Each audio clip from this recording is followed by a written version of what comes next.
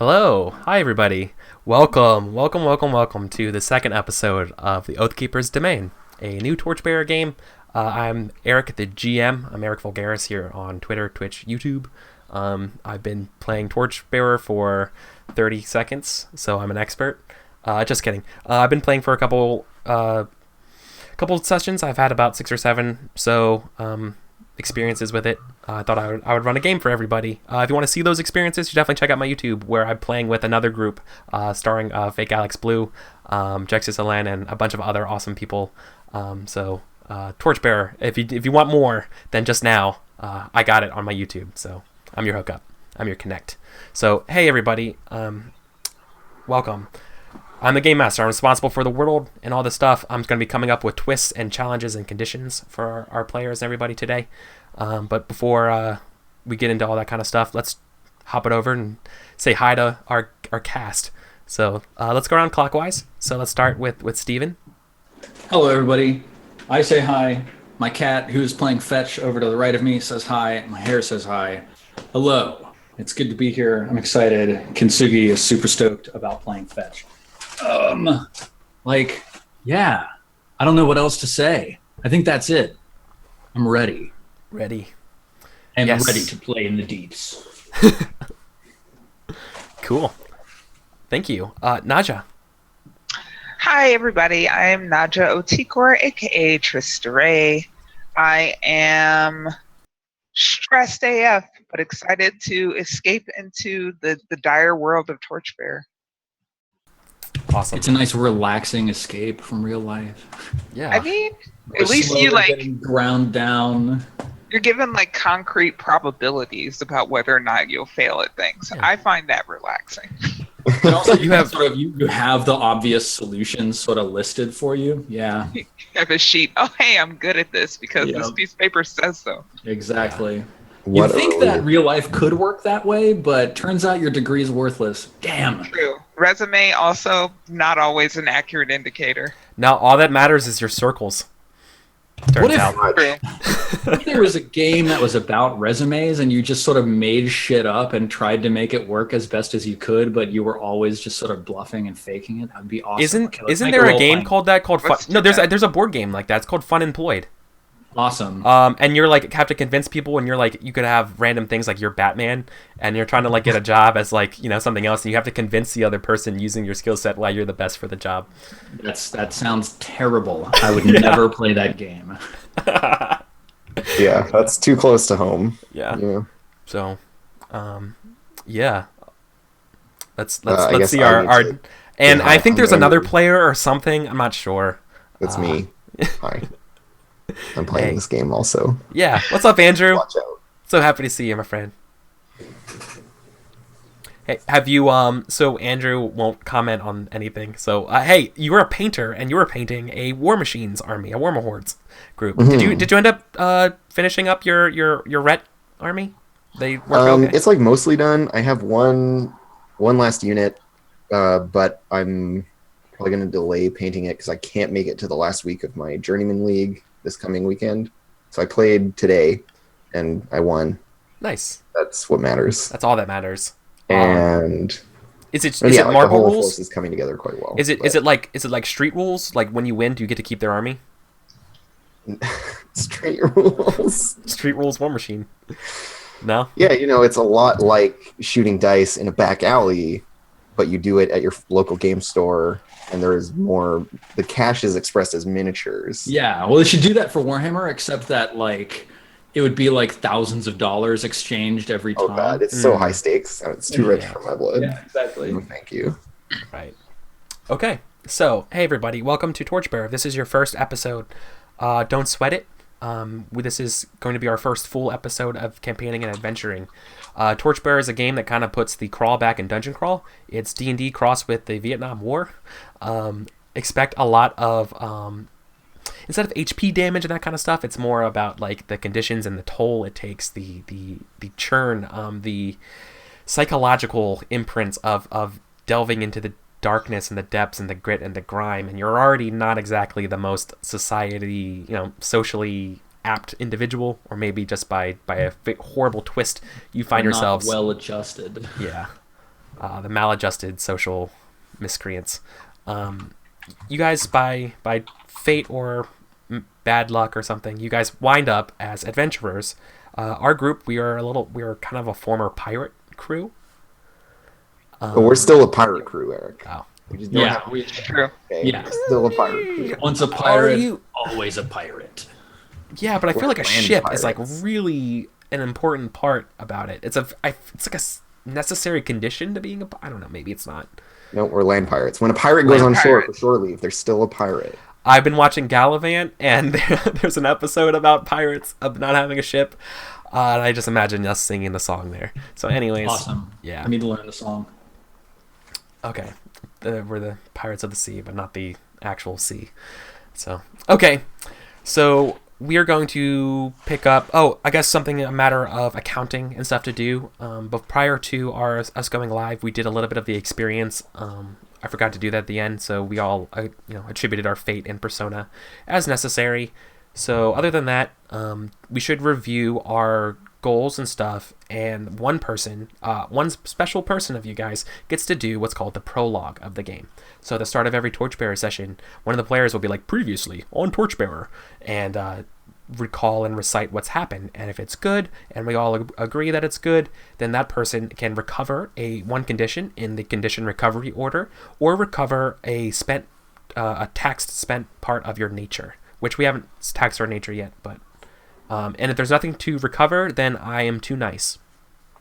So I think you're too nice. we are. I'm very, very nice to you guys starting out. That will I mean, change. yeah, we did also like a played half it very session. safe. Yeah. But I believe none of you guys have conditions. They I got have thirsty lost and then my they crush. immediately. Yeah. Right. All right. I'm a little baby. I'm soft on you guys. Okay. Well, let's review our beliefs, instincts, and goals, because they all get changed at the start of each session. So let's do that, shall we? Definitely. Okay. Does anybody immediately want to say they changed their stuff before I go over and just recall and recite everything? So I want to change my Okay. goal. Okay. Well, we have a hand raised. Tris was first. Quick on the draw there. That worked. I've changed my goal. It is now as follows. This crone is not to be trusted. I will keep an eye on her and protect my companions from her trickery. Ooh, that's a good one. Okay, you will protect them from their trickery. Can you update that in your character sheet? I did, but maybe I need to click out of the box. Oh, you did. Okay, that will do. Thank you. So, just for the record, and folks playing along at home, then your beliefs are... Well, how about you... Did you tell us who you are? Actually, remind hey, everybody? start- Yeah, we might have skipped that. Let's go ahead and remind who we are and that kind of stuff. Let's go. So my character is named Ermintrude Underbeard. She is an outcast of the Dwarven Halls. Her beard was shorn when she was thrown out of her home, and she's been growing it back slowly ever since.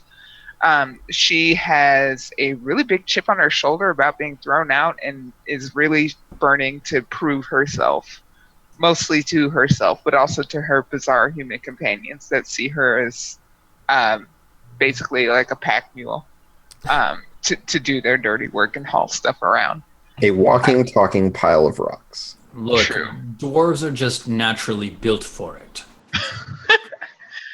But she's deeply insecure, I think. I found that out last session. She's got some deep insecurities about her own abilities. So she might be overcompensating a little bit. Yes. How very And human of it's- you. How very human indeed. Well, I got thrown out. I didn't Yeah. get thrown out because I was too much of a dwarf, obviously. That's pretty... You're just too dwarfy for Dwarf Town. Get out. Obviously, something is off about her. Yeah. So my belief is the Dwarven halls have cast me out of their glory, but I will make my own glory by the sweat of my brow. And my instinct is never give up the chance to demonstrate Dwarven superiority underground. God, you are the dwarven Ayn Rand, aren't you? Oh no. No gods or kings, only dwarves. I love it. I love it. Cool. let's just keep going. Who else had their hand up next? I think it was Andrew. Andrew Yes, had the hand everyone up. who waited We're their doing hand up rules. Oh my goodness. But no, I'm gonna let Steven go. Steven can have my turn. Oh yeah. Oh, Yeah. So I think I'm going to keep my belief in instinct. So my belief is one day we will all go into the water. The kind of like a nihilistic, everybody's going to die eventually. My instinct is never pass up an opportunity to demonstrate the power of the deep gods, and I think that's going to come into play with this witchy woman who doesn't know the power of the deep gods, but she's gonna. And then my goal, I'm updating it to I will learn a critical clue as to the possible location of the Oathkeeper's treasure. Because last time we did, in fact, make contact with a native to this land. Oh my god. you did. You did it. What boss? All right. My character's name is Isensi, and they are the former ship's navigator and wizard, magician, I suppose. And yeah, my belief is that I have seen the darkness that lies beyond the stars, and there is no terror left for me in the world of men, is what it should say. There we go. Basically, I've seen too much of the crazy magic stuff to be afraid of mundane things. My goal is to get information from the crone regarding the area to help me in my mapping. Perhaps she knows the fastest way to town. And my instinct is to always map our course through danger. That's a good instinct. It's a classic. It's an oldie but a goodie. Yeah. Cool. Awesome. So it's important to have those belief, instincts, and goals written out, because having those is how you get experience in this game. Experience is the lifeblood. It's how you level up in this game, and and it also empowers you to do things that would otherwise be nearly impossible. The only way you can level up is by spending the experience that you get. The experience that you get comes in two flavors. It comes in fate points, which let you kind of re-roll your sixes or augment your sixes, very similarly if you played Burning Wheel and that kind of stuff. And then you also get persona points. Persona points are the special points that let you add your nature to rolls as an option. You can just spend it to add a die to your roll. It's very, very useful. So we'll talk about more when it comes up in the game. But let's do the prologue now. So who wants to do the prologue? Since apparently no one's hurt or anything like that, who just wants to do it for fun? Is it the captain's log? Yeah, I'll do it. Yeah. Last time on Torchbearer, my crew and I ran afoul of the great ones of the depths. We have not been faithful enough in our sacrifices. We land on this land in search of the Oathkeeper's domain. His treasures, they will be ours, and we will teach this land of its true masters.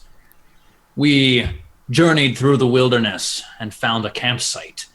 While Isensi scouted around the nearby area, he reported back signs of a ghostly skull, which we managed to deftly avoid thanks to his clever map-making skills, which occasionally were not so clever.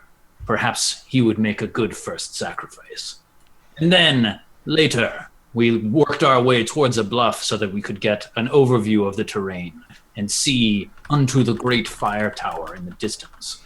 From the top, which we reached thanks to Ermintrude's careful construction of a log bridge, we saw down below the valley beneath us, and instead of heading for the tower, we headed for a nearby house.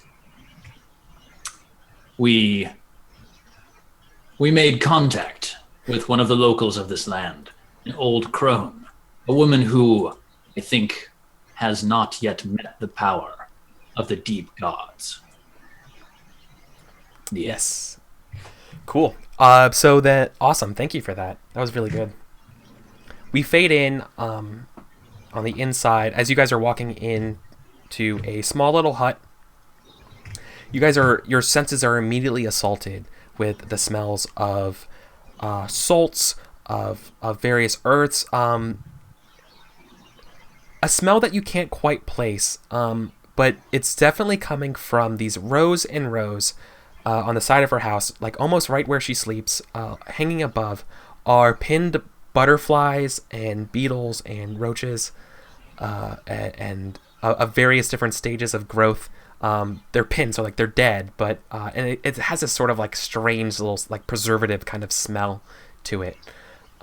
This woman ushers you into a small little campfire stove area, and she says,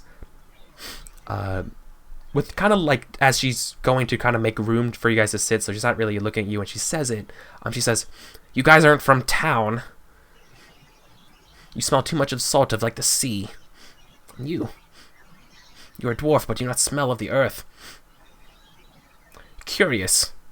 I don't get that many visitors here, so most of the ones that do come this parts are from the town. You know, those girls who rumble in the hay and have problems they need taken care of.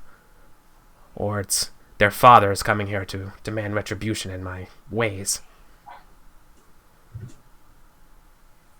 So, And she spits again. Only this time she spits into the pot that's boiling. And then she tastes it. Ermentrude is definitely giving her some side eye, especially at the smell comments, because Ermentrude doesn't know humans to have a particularly keen sense of smell. Yeah. This crone appears human at base, right? Yes, very much so. I mean, she's relatively squatty, short, hump back a little bit. Yeah, pimply nose. So Ermentrude kind of squints at her and she says, "What sort of problems are you in the habit of solving?"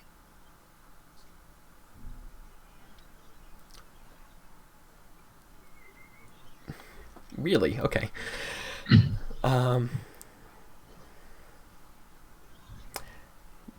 You know, when guys and girls, they fall in love and they think that they just cannot wait and there will be no trouble or consequences of this. Yeah, Ahab barks out a laugh. Ha! Love. I take their childs to be dwarf. You do the drowned one's work. Yes, this is good. A mandatory service which should be provided. She looks over at your. Do you have any of your tattoos protruding underneath your clothes at all, or is it I think my clothes cover them all. Yeah. Okay, yeah. Yeah. But I sort of look at her. So like, I don't have manipulator or persuader. I just have orator or theologian. I mean, like, so like her telling me about this sort of triggers in my mind, like, oh, okay, she serves the, some sort of entity of death and decay, and that relates to the gods of the deep. Like, can I use a theologian role to like make contact with her on a religious basis? Sure, but I need to know what is your intent here when you want to make contact? What are you seeking to do? I want to like establish a comfortable rapport and bring her into like the fold of our group and be like, yeah, I'm just like you. I too serve the lords of death, Not with theologian. That would you could understand maybe more of where she's coming from with that, but that would actually have to be persuade, or if you're doing it in a manipulative way, like if you wanted to pretend to be some, I don't know. I have a 0 in both of those. Is there a way I can roll them? Yes. Okay. So this is a good teachable moment. This is called beginner's luck. So the way beginner's luck is that you're going to roll the root of that skill. There's two attributes that can be roots in any skill. That is either health or will. I believe all of social skills stem from will. I think that's right. So what you're going to do is, now this isn't double obstacle. It's just you have the successes in this version, right? That sound right? Beginner's luck. So basically, when you want to make a test, you can roll the root of it, but because you're trying the first time, and you're going to be learning a skill here, it's more difficult for you to do it. So far as half of your successes will count towards an obstacle instead of one right? So if you roll, an obstacle 2, you have to roll 4 dice and get 4 successes for it to succeed at beginner's luck.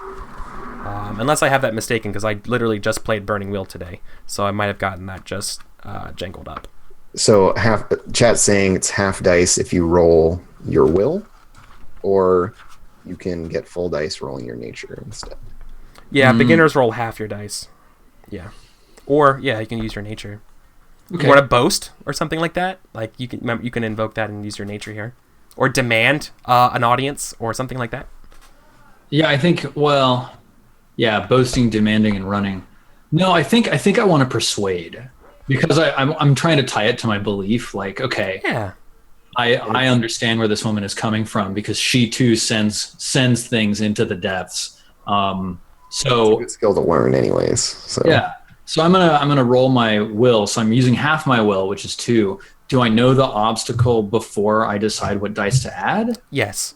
Okay, so what's the obstacle of this? I'm trying to convince her that we're friends, we're good people, we hold the same values as she does. Yeah, I believe the obstacle. So you're trying to persuade her, right? Mm-hmm. Yes. So currently, what's at stake is that she's already giving you company. So what more are you asking for here? Maybe Can you be more clear on that? Yeah, I want information about the town, about the Oathkeeper's treasures, about major landmarks, any strange, situations. If this is a sort of like this role could be for the evening's conversation, I want to steer it in the direction of gaining. Okay. Us. Well, okay. Or if it's just like I'm not sure how much time. Pleasantries, yeah, right. Pleasantries are exchanged. She's not willing to give up that kind of information unless you're willing to trade with her first. So this persuade could be to kind of avoid that and make this bond instead. Totally. So that could be what's at stake. Okay. So then we just fast forward through a couple more pleasantries, and then now we're here, and you're going to try to get her to speak with you free of charge from a religious basis. Yeah, I've set down my shield and my mace on the floor beneath me. They thud to the floor with a heavy thunk. And I put my hands on the table, and I start just sort of like with a distant look in my eyes. I start speaking of my path to the deep gods, and how I understand her calling. Okay. Yeah. Okay. Then here the obstacle to convince her will be. Let me look at some other factors here. I don't think there's going to be anything too particularly damning to this attempt, given the present circumstances. Does anybody want to help you? Does anybody right now? If you don't have it, you can beginner's luck. You can still help, I believe, with beginner's luck. Or do we know the obstacle before we know whether people want to help? Oh, that's right. So the obstacle here for you want to persuade, right? Yeah. Okay. So then persuade would be probably just their will. So will's 4. So it'd be an op 4 here. So I could call on both of my traits, thoughtful and touched by the gods, and that would give me a total of 4 dice. And then she's not related to a knight, so there's no like knight wise or anything like that. I don't have fresh, so I'm not adding a dice for that. Is there a way I can spend nature to add dice to this roll? You could spend your persona. Persona, yeah, right, and that would give me 1 dice per persona I spend. Or no, your whole nature score. Correct. So what is your current nature score? My current nature score is 4. You could spend 1 persona point to add 4 extra dice to your roll. Oh damn! Based on your nature. So I could add a whole bunch of stuff, and maybe succeed. It sounds like I could even be likely to succeed. Or I could take an automatic fail and gain a check. That's the way it works? You can still... No, it's not an automatic fail. What you could do here is, if you were trying to earn a check for yourselves for the camping phase, and you know you're going to fail, you can use those traits actually against yourself. Right. And when you do that, you earn yourselves a check. I believe though you can only earn 1 check per roll. If as far as that goes, 1 check per roll, and you can only use 1 trait in your favor per roll as well. Correct, exactly. Okay. I was going to get to that too. But I believe so. What I was going to get to when summing that up would be you could use one in your favor and one against you if you really wanted to. If I use one against me, does that increase the difficulty or what? It doesn't increase the difficulty. It just subtracts one die from your your pool. So if I use one for and one against, then I would end up with a net plus 0 dice. Yeah. Right.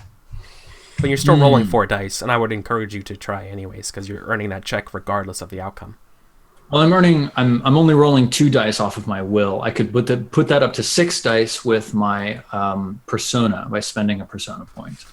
And then I could put it up to 7 dice by using one of my traits, and then maybe up to 8 with a help, and that gives us a 50-50 chance of succeeding. And then if both of you helped, then I could also spend a dice against or a trait against. Joannian, you can only use 1 trait total. Oh, so you really? Can't evoke Okay. both traits. This feels quite challenging. I don't think we're going to be able to make it unless I'm really spending a lot of resources, and I don't think it's critical enough. So I think I'm going to use my Touched by the Gods against myself.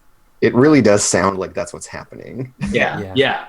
So like, I think I'm like, I sit down and I start talking about like, yes, I see the men with the fear in their eyes as I stalk towards them. They know what's coming when my mace swings and breaks their skulls. Some of them, they yet live, their breath bubbling shallowly in their throats as I hold them under the waters. You and I, we do the same work. We both send men to the deeps. And that's kind of how that goes. Okay. It's gonna be really funny when you find out. Okay. Do I actually roll my I've got my 2 dice for will, right? Yes, you Yeah, do. do it. Okay, so I'm actually only rolling 1 die because I have 2 and then I used a dice against myself, so I'm rolling 1. Okay, cool. I mean, because funnily enough, you could spend your fate point if it's a 6, and you could swing it to success. True. Anything could happen. I've seen it happen in the other Torchbearer game. There's a huge swing that literally saved the entire party because somebody die exploded 4 times. It's seen it happen. Oh, there's 4. Maybe I have to put numbers into all of the things. What am I testing? Testing will? Submit. What is a skill or abilities rating? It's 2. Any help, traits, or supplies or other modifiers? 0. Oh, no, wait. So it's minus 1. Minus 1. Minus 1. Correct. Submit. What ob did the GM give? 4. Submit. Bloop. Successes. 1, which was... It's a 6. It's a 6. You could So actually I should spend roll your... again. No, if you want to spend your fate point, you can re-roll that 6. I don't believe I have a fate point. I don't. Okay. That's it. Okay. We're done. We stopped. Okay. Yes, so that is a fail. And yeah, Isensi and Ermitrude are just like staying out of this. Yeah. Ermitrude Right? is like so checked out. She's heard this before many times. Oh, here he She's goes. just like, And whatever. I'm just looking at her collection of preserved bugs. I'm also Like, looking at fascinated that. by them. I'm scrutinizing them for poisonous species. There are certainly scorpions and millipedes and some spiders. Definitely poisonous, toxic type things are in here. So she like drops the ladle into the soup, right? That's going as you do this, and she stands up. Her hunch kind of like lets her kind of fades away. She kind of stands up more upright, and she's like, "I do not serve the Dark Ones. I've spent my entire life fighting such things. I provide services to those who need them, but I am not a Night Walker. I do not serve the dark things around. I am not like my sisters. You will get out! You will get out now!" As I know it sounds like a guy, and I'm really nasally, but go with it, guys. I'm really sorry. We do have imaginations, Eric. It's cool. Like almost like a thaumaturgy kind of goes off. The place darkens. You see very much sort of like when Gandalf, like, "Do not take me for a conjurer of cheap tricks." Like the light fades in, shadows overwhelm the bugs that you're looking at. Ermitrude, they start to like flitter. And like buzz. wiggle their legs. Yeah, and they wiggle, and you just like, oh, shit. And you guys are I think you. I feel like I because have you an failed, instinct that might be relevant here. You failed. It's just on you here. Okay, what is your instinct here that's relevant? My instinct is to never pass up an opportunity to demonstrate the power of the deep gods. So if she's like doing something that is sort of forceful, I feel like my instinct would be like, no way, lady. My gods are stronger. Okay. So she. Okay, because you fail your will test here, or because you failed this persuasion, she scolds you guys. In fact, you take the afraid condition because, in fact, you see. I like the idea that perhaps were you like thaumatologically like maybe doing something to like influence when you're saying this stuff? Was there anything going on magically that could be defeated? No, it was all just my theology. You see, she releases like from her back are like spectral like butterfly wings, like monarch wings, Cool. and they like start like fluttering, and the witness of this event leaves you afraid. Okay. Yeah. Where's the rest of you guys? Yeah, what's you guys doing? So when the bugs started wriggling, they're still writhing as you guys are here, and she's like powering up. I try to like spectral I try monarch to wings. mimic as Sensei's like get away from me evil thing without knowing any context or if it actually even works. And then I turn around. Do I see this monarch butterfly thing happening? Yeah. Oh yeah. No, everyone sees it. But Okay. Here's the thing. It subsides. I just wanted to see if you guys were doing something, but Andrew, real quick. Okay. Oh, I'm just like taking a professional interest. I'm just like, oh, you're one of like those kinds of witches. Oh, that's interesting. Like, I'm like, I hope this works. Yeah. So you succeed. So this is a success, but you did it with a condition here. Oh, okay. And so then she subsides it, right? It's like she just wanted to see, like, she wanted to build up this thing to like impose on you guys, and she's like, but I still have use for you. And the chittering stops around the place. You know, the fire returns to normal, the light returns to normal. I'm like clutching my hammer and looking around very spooked. Yeah. You still earn the afraid condition, but you actually succeed at the. It's just test. me earning the afraid condition, right? Yes, because you're the only person who went in on this test. Yeah. yeah, and I think Isensi will chime in at this point. Yeah. Yes, and please excuse the captain's rudeness. He has a pirate's brusqueness, but of course, we would not speak against you in your own home. That is a sacred trust. And I like look at Ahab very pointedly, like, sacred trust. And then I look back to the witch. We will hear no more. We will hear no more talk of the tentacled things below that lie in the darkness. Plenty enough to talk about without going to such places. Since the winter snows have receded, you are the first guest I've entertained since winter. And yes, I may need your help. Was it a hard winter? Are the roads washed out? And I'm like trying to like press her for information about like the surrounding area. The roads have washed out. My fences need mending.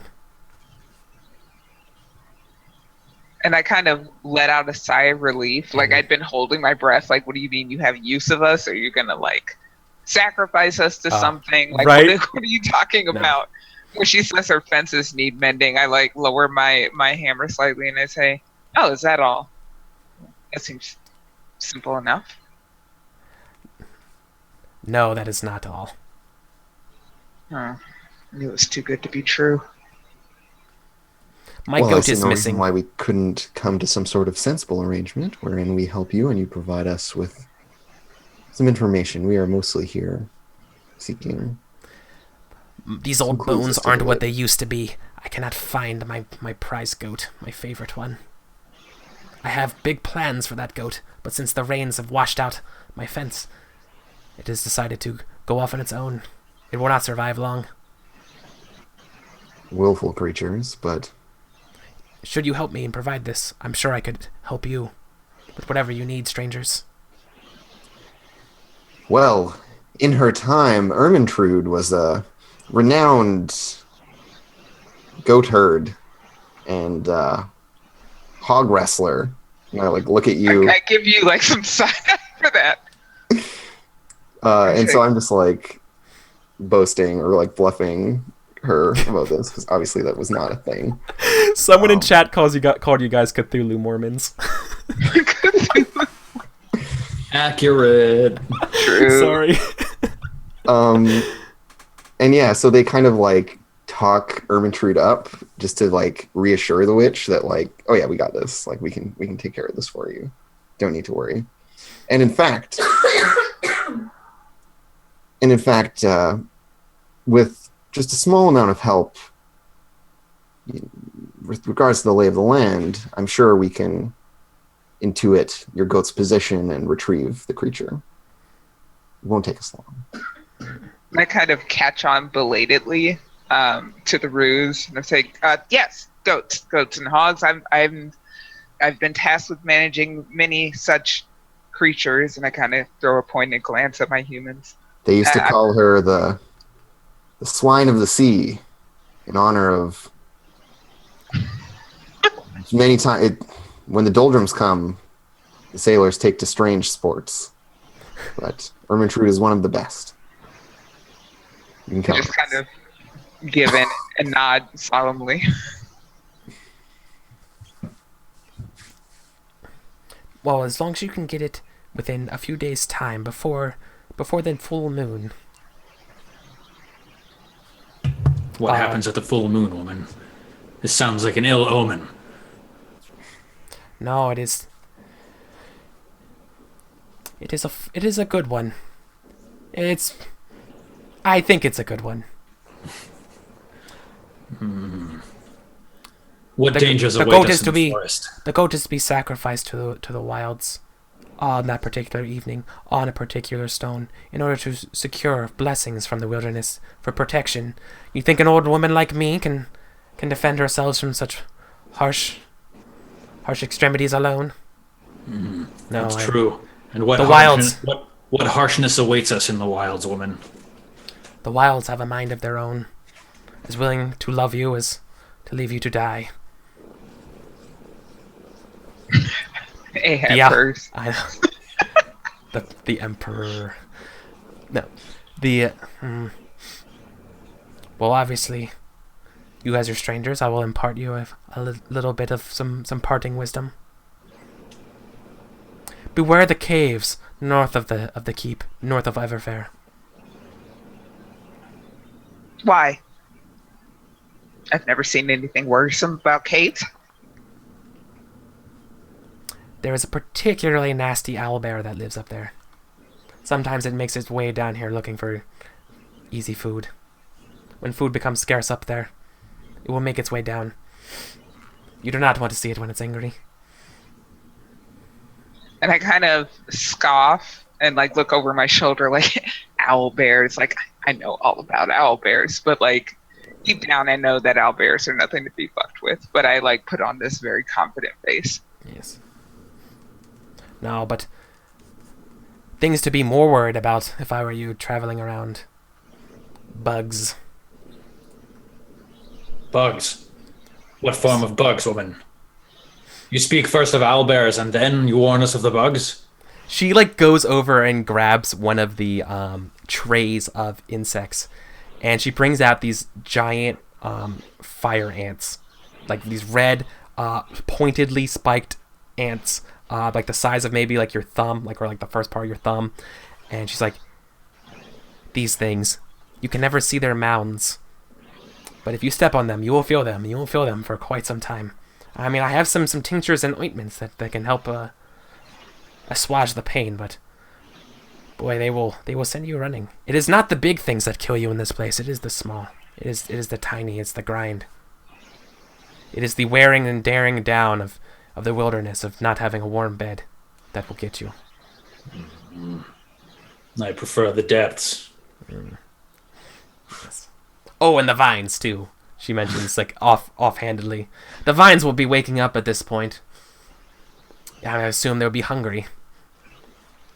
Hungry. I look at my human companions like plants. You know these things. This seems like I look like I'm not sure if this is something that I should be alarmed by. Like maybe plants eat things. Who knows? Ermintrude has no idea. I just shake my head at Ermintrude. This is unnatural. Whence come these vines, woman? This danger, it is nothing I have ever seen. They're attracted to something below. They grow where it's said that they grow close to magic. Yeah, like Ahab is starting to see maybe an avenue back to something interesting. And he sort of pivots a little bit. Magic. Are there many places where these vines grow, or is there one place in particular? How would I know? I barely leave my place, but I know of one nearby. But more importantly, about my goat. Yes, of course. we can find your goat. She's trying to steer the conversation back to what's important to her. Yeah. Yes, and to find the goat, we must know where the goat might have gone. And I'm like pointing her to my map now, being like, here, and I'm like being like these hills or these hills. Where's the town? We need to know where upon this map these vines may be. You say they're carnivorous, yes? Perhaps they have ensnared and attempted to eat the goat. It may be that we will need to check these locations. Very well. Spider Peak. Spider Peak. You can't miss it. It's and she probably actually maybe leads you outside because it's still kind of daytime. It's partly cloudy too, right? No, yeah. It's partly cloudy. She looks up. She's like, "Oh, you're not gonna like the sky when that opens up." And she's going, and she points out in the distance. Actually, the way whence you came, there is a broken, like not a caldera, but like a mountain peak that's kind of like broken in. Like the peak at some time long ago fell off, so it looks just like a crooked, cracked, broken tooth. It's like there. See that towering point of jaggedness? That is Spider Peak. I look over and I sense quickly scrawling on his map. I don't think. Yeah, so they're like trying to like steer the conversation that way, and you keep talking about treasure, and I'm just like, yeah. I don't think. And so I'm trying to get her to like, I'm like pointing at things and being like, oh yeah, so it's like this far from this thing, and she's pointing out the Spider Peak, right? Yeah.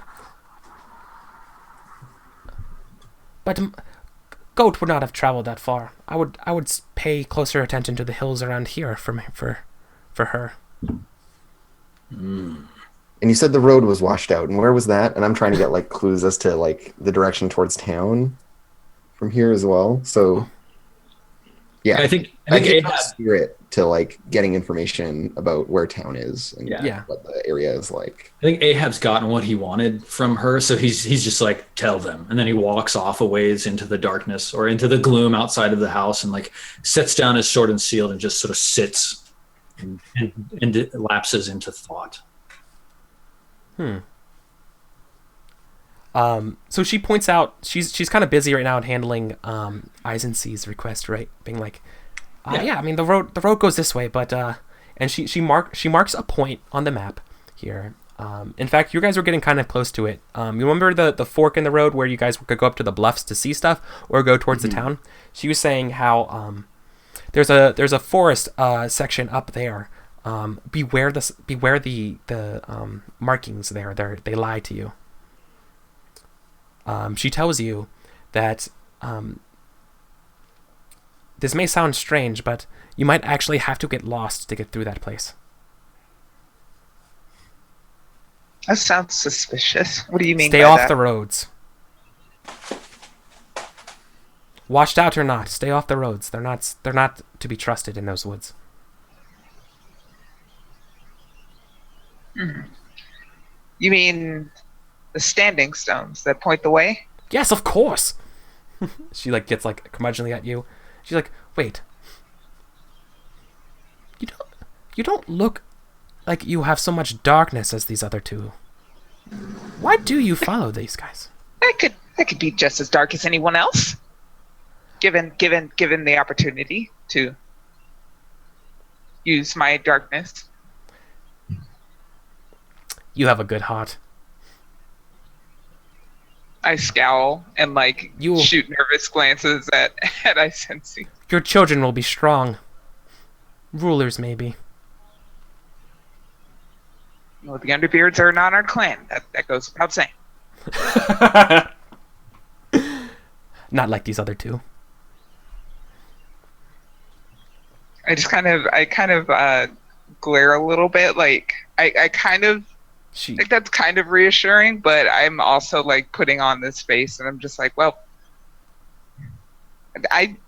enough of your conjuring. Just why are the roads false? No offense to you, as she points to Isensi, real quick.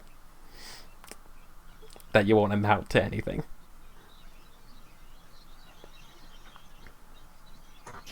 So whatever. Yeah. I'm just still like holding my map, like being like, can we get back to what matters? Just what I want. Yeah. So basically, I think her knowledge would give you an assistant to a relevant cartography role in the future, mechanically. You guys know about Spider Peak now. You know about these woods. What else is there? Is there anything else you guys wanted to do? I mean, I know Ahab is quietly reflecting outside. I would want to ask if, as a person used to living underground, I would know anything about giant fire ants. It's a relevant question. How about you tell me? Would fire ants be an indigenous thing that the Underbeards would have to have been dealing with, or are they more native to these areas? What kind of climate did the Underbeards come from? Like, what kind of mountains do you come from? I think the Underbeards mountains, like the far cold north, the tropics. I think they divide. They do that mountain thing where they divide like a really rich rainforest and the desert. Oh, okay. And they're just like in the way, blocking all of the rain. Yeah. But Underbeards in general don't venture out into either other climate. You're familiar, maybe not with this particular type. This would be like a hunt. If you really want to know more about this type, I feel like a hunter test could help you. But just in general, you know that these guys are being bit with them is just the worst. It literally it's a sting. It feels like you would rather have been actually stabbed or something like that. It's cripplingly. It just makes you agitated. Sometimes different people have different reactions. Sometimes people just get sick from it because the pain's so much. That's all. Without a roll or to do that kind of stuff, but a roll would cost you the grind, right? Well, I don't have hunter.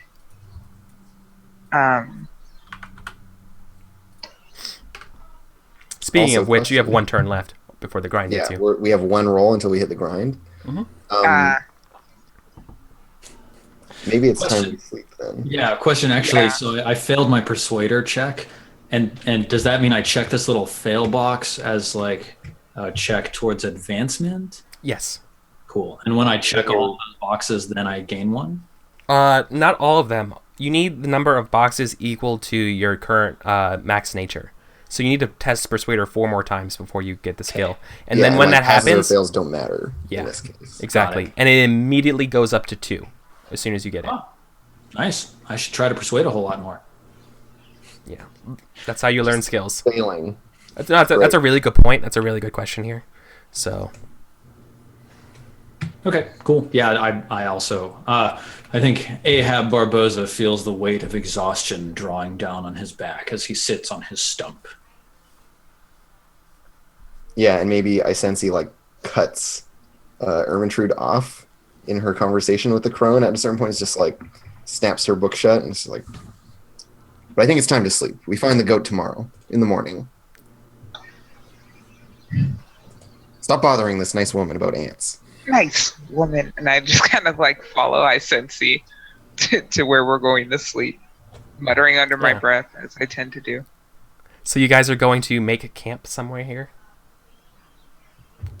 In this woman's living room, I think. I mean, we don't try to get in this woman's living room. True. But if we make the roll to convince her to let us sleep... Right, yeah, no, I could persuade her to let us sleep in her living room. And then the grind will kick in anyways. And Right, exactly. Yeah. So let's just camp outside. It's Just fine. camp outside her near her house. Yeah. She has a nice backyard. There's a We're nice trying little to be pond respectful. with a little tiny island on it with some weird standing stones. Cool. Seems perfect. Little like fairy portal in her Are they back. the same stones? How would you know? Oh, not the wayfinding stones. No. Okay. No, these are Okay. solid shale blocks. I'm a dwarf. I know about this. Yeah, that's true. Yeah, maybe even magical ones. But okay, so let's go ahead and make some camp then, right? That's what we want to do. Yeah. Cool. Mhm. We have one collective test total for all of us, right? What do you mean? How many? So you know how you earn checks as you play for the camp phase. The only way you can make camp is if at least one person has one check, and I'm pretty sure you're the only one with a check, Steven. Steven has one. Yeah. Yeah, but I just want to make sure no one else had another one or anything. I do. Okay, cool. So let me go ahead and roll for a camp event. So that is the next step here. So let me jump over. Never brought over to the game screen. Oops. Okay, so I got an 8. That's not that bad for here. That's pretty good, actually. For Things- whom? Yeah. No. So you guys, you make do, you make shelter.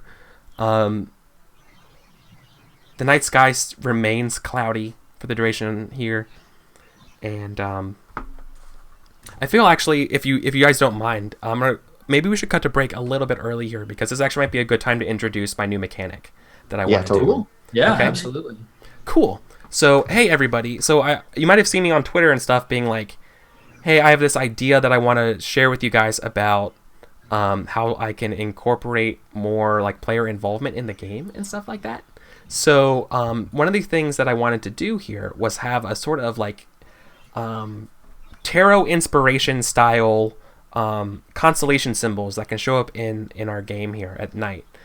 This will be like the most dominant one. There's 3 to choose from, and I will be flavoring the twists, the turns, and stuff based on whatever this kind of symbol is. And each symbol kind of has some writers to it in terms of like what it kind of means and what it represents here.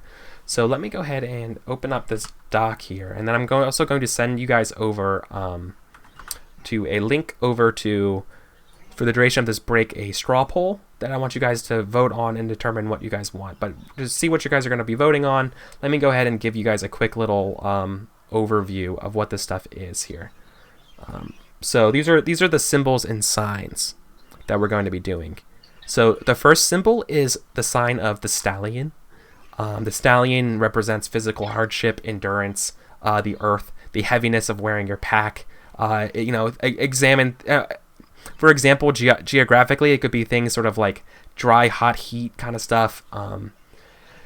Those types of things, and you can kind of think of the motifs, the types of things that can go along with sort of the heat and the earth and the dryness of this type of climate. The second one is the symbol of the copperhead.